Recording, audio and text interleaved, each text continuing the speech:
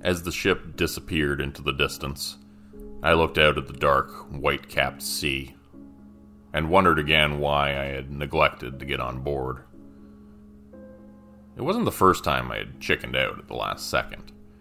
The growing waves and swirling black clouds above persuading me to stay on dry land a week prior as well. Before arriving on Morte Island, I'd never been afraid of the ocean. But now that I was stuck here and surrounded by salt water, I was developing an unhealthy phobia of it. "Will you need a hand with your bags again?" a dry voice asked from behind me, causing me to jump. "Jeffrey! I told you not to do that!" "Apologies. Of course. Your bags." I sighed resignedly and handed him 2 of the heavy bags, ultimately grateful for his help. He took them and turned around, trudging his way up the slippery, winding steps towards Morte Manor. Thunder rumbled nearby, and I quickly followed after him, the Gothic castle towering over us and casting us in its shadow as we walked. "Why can't I leave, Jeffrey?" He pretended not to hear me. I ran ahead of him and caught up, throwing my bags down and grabbing his prim-looking 3-piece suit roughly by the lapels. His red-rimmed eyes looked stubbornly back into mine, not relenting, not giving an inch of ground. "Tell me, Jeffrey. Give me something. Anything." "I'm sure I haven't the slightest idea what you mean, sir. Now, if you please, follow me. The Count will be expecting us." I let go of him instantly. The Count. Mustn't displease the Count. He would be the one to let me out of this place, I realized. I just had to reason with him. He hadn't wanted to hire me in the first place. Now I just had to convince him that his instincts were right all along. It wasn't the first time I had tried to get myself fired. I was pretty good at it, admittedly. The incident at the restaurant was particularly mortifying to think about and made me cringe internally whenever I did. Fine. Let's go see him then. I believe there is still the matter of the girl's lessons for today. If you are to stay, you must fulfill your duties here. The Count will insist on that, I can assure you. He began to walk again, not waiting for me to answer. The stone steps became increasingly narrow, steeper, and more treacherous as we got near the top. There, the huge wood-paneled doorway stood, waiting. Gargoyles guarding it and standing watch looking down from above. Thunder boomed and lightning crashed as rain began to pour from the sky, falling torrentially, deafeningly. Jeffrey put his hand on the door to open it, then stopped. He looked to be deep in thought for a moment. "You will have to find a replacement. He'll keep you here, just like he did to me, unless you find someone to take your place." His words were almost lost in the staccato beat of the rainfall, but I heard them just barely. And with that, he opened the door and went inside, not waiting for my response. Finally, I had something to go on. A way out. I just had to find some sucker to take my place. Why hadn't I thought of that? Florina and Elena came running down the steps to greet me at the door, their black hair streaming out behind them. Their shadows followed, but were slightly delayed, and could be seen capering and dilly-dallying on the walls as if they had minds of their own. "You're back!" they shouted in unison, running up to me and hugging me. Their smiles were wide and long canines gleamed as they grinned. "We knew you couldn't go. You'd miss us too much." I felt bad, but needed to be honest with them. They were tough and could take it. I still have to go, girls. The weather was just really bad again. I'll have to leave with the next supply ship, though. But I'll be here for another week at least, so we can finish reading Animal Farm together. Florina especially loved that book. She liked the pigs in it, and was immediately enamored by the story. I read all the characters' parts in different voices, and she'd always giggle at the pigs' voices especially, and the sheep with their chanting of 4 legs good, 2 legs bad. They hurried up to the library where we had our classes together. I told them I'd be right up after I took my bags back to my room. Jeffrey had left them at the door for me to handle the rest of the way, saying he needed to go to the kitchen to assist with preparations for dinner. Just then, I heard the all-too-familiar blood-curdling scream which came through the floor from deep below the castle. I would never get used to those. They always made the hair stand up on the back of my neck. Made me wish I was anywhere else. At first I'd convinced myself it was merely the sea winds blowing through a tunnel in the rocks beneath the manor. But after a while, even I didn't believe it anymore. The sounds were too human. The howling screams were coming from the basement of the manor, I was fairly certain. And this was the one place where I was forbidden to go. I knew I needed to help whoever was down there. The Count and Jeffrey had told me exactly what I wanted to hear, that it was indeed the wind blowing through the narrow tunnels beneath the old house. And I had been happy to accept that for a while. But no longer. Part of the reason I wanted to flee the island was to get help for whoever was down there. A woman was being held prisoner by the Count. I just knew it. Part of me still wanted to try to sneak down there to confirm my suspicions. But it was nearly impossible with Jeffrey sneaking around all the time. He seemed intent on keeping an eye on me, appearing out of nowhere whenever I was somewhere I wasn't supposed to be. There had to be secret tunnels all over the castle to accommodate such swift movement on his part. It seemed impossible otherwise. After hauling my bags back up to my room, I caught up with the twins and helped them with their studies for a few hours. They also had classes with their father, which were held in secret late into the night.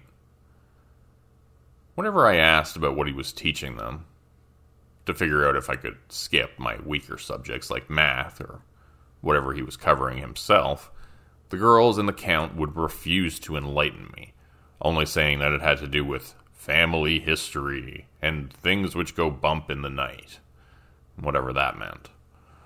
So I did my best with teaching them math, not my strongest subject, and English, which is my strongest subject, as well as art, science, music, I'm also tone deaf, and history, all using the dusty, out-of-date books from the castle library.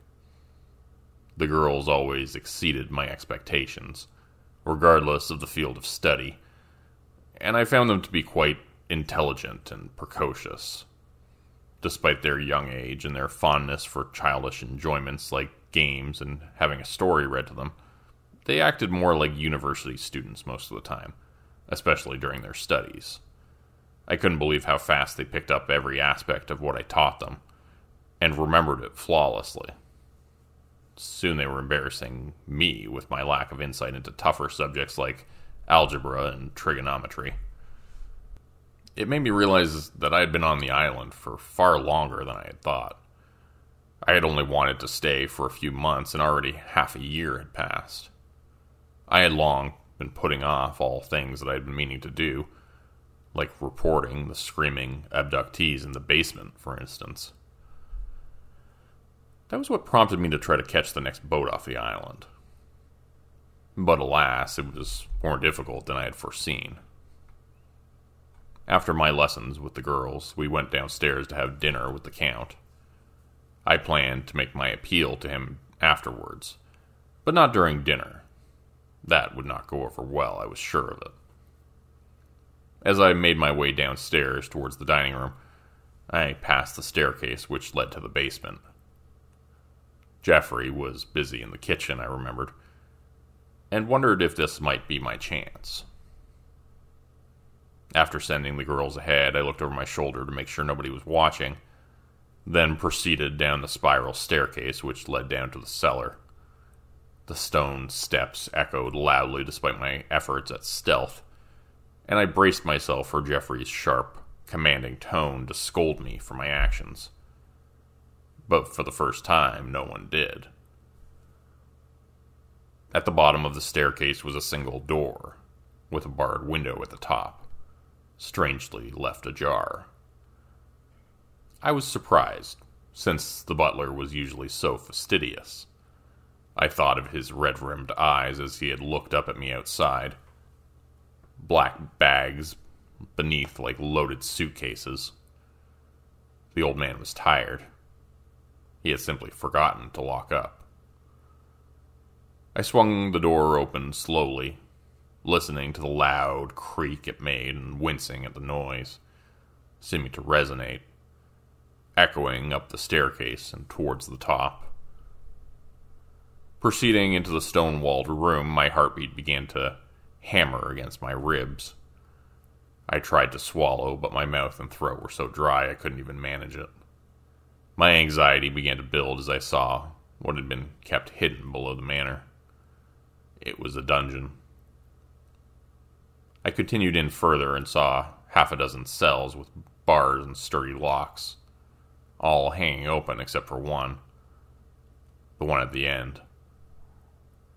Weeping could be heard coming from there, soft and suppressed, as if the woman making the sounds knew she was supposed to be quiet.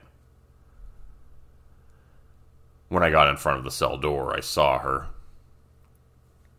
She was a young woman with tangled chestnut brown hair covered in dirt and grime. Her clothes were simple rags, and my eyes filled with tears to see the conditions she was living in. A dog bowl had been put in one corner, and there was newspaper in the other corner for her to... well, you get the picture.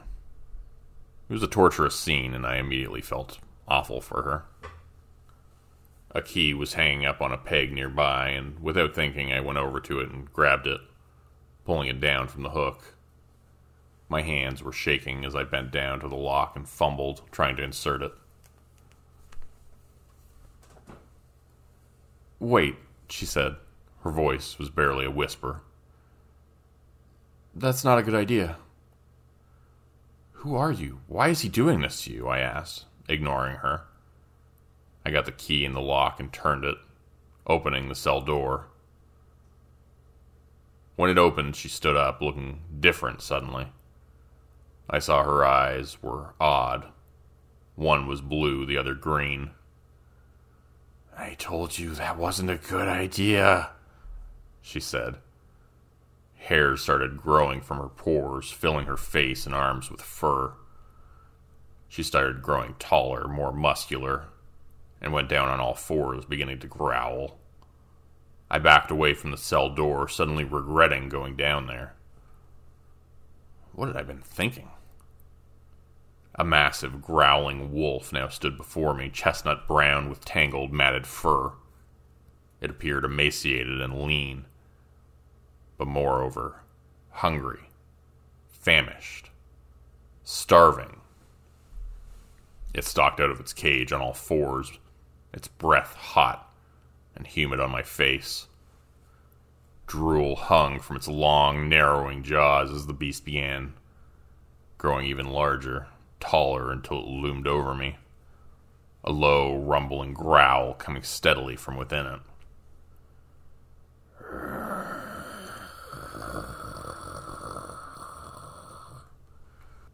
It lunged forward, its jaws snapping as it swiped at the air with its tremendous claws, missing me by mere inches as I ducked away.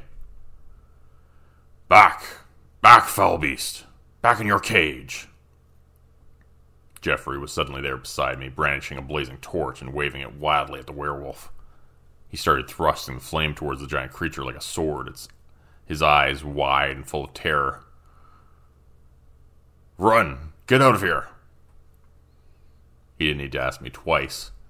I bolted out of the room and ran back to the base of the staircase. Jeffrey followed a few moments after, running quickly out of the dungeon room and slamming the door shut behind him, barring it and locking it as fast as he could. An instant later, snapping jaws were at the barred window, desperately trying to bite our heads off. Luckily, the door was strong. The locks even stronger.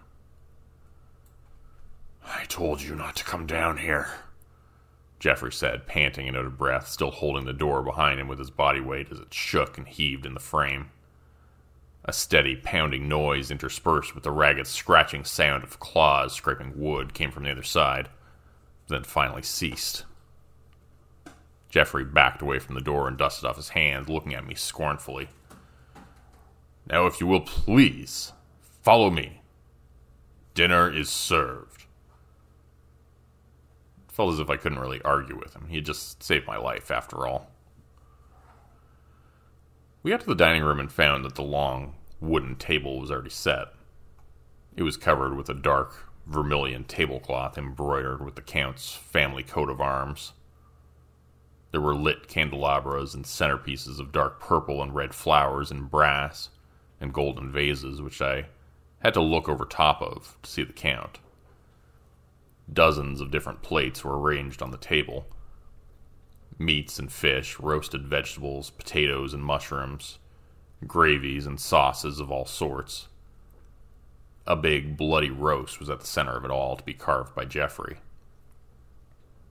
Blood poured from it as he began cutting into the unidentifiable animal. "Ah, my two favorite girls, and their splendid teacher." We had opted for this as my title, since the Count told me that he wanted to find a motherly figure to be a nanny for the girls. I got the feeling he was probably already recruiting someone for that position. It just wasn't easy to find someone willing to travel to this Gothic island castle surrounded by dark, treacherous ocean on all sides. I couldn't possibly imagine why. The four of us sat down and began to eat.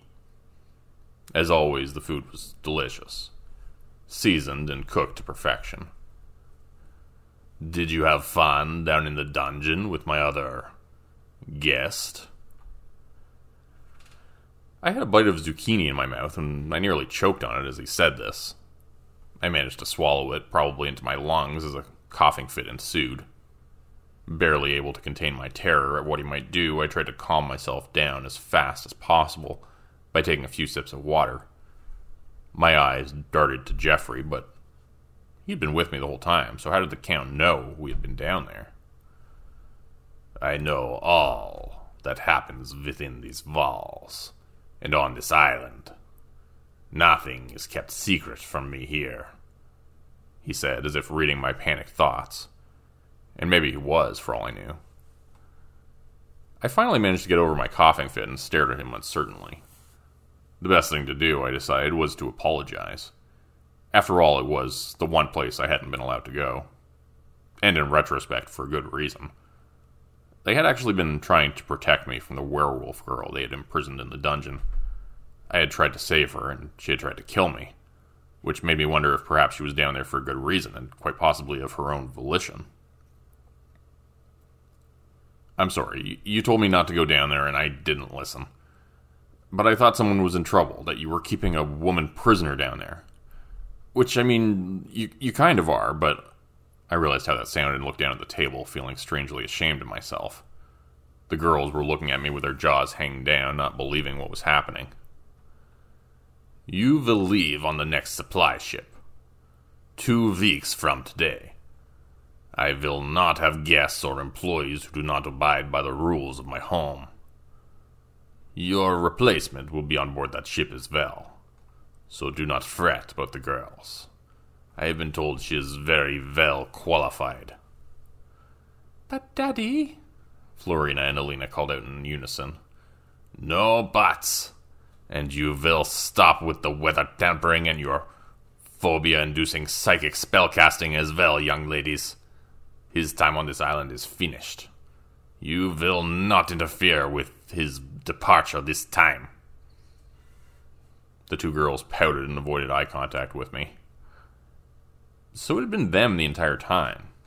They had been messing with my mind, using whatever dark magic their father had taught them, getting me panicked at the sight of the ocean and of the stormy weather, which they were also somehow manipulating.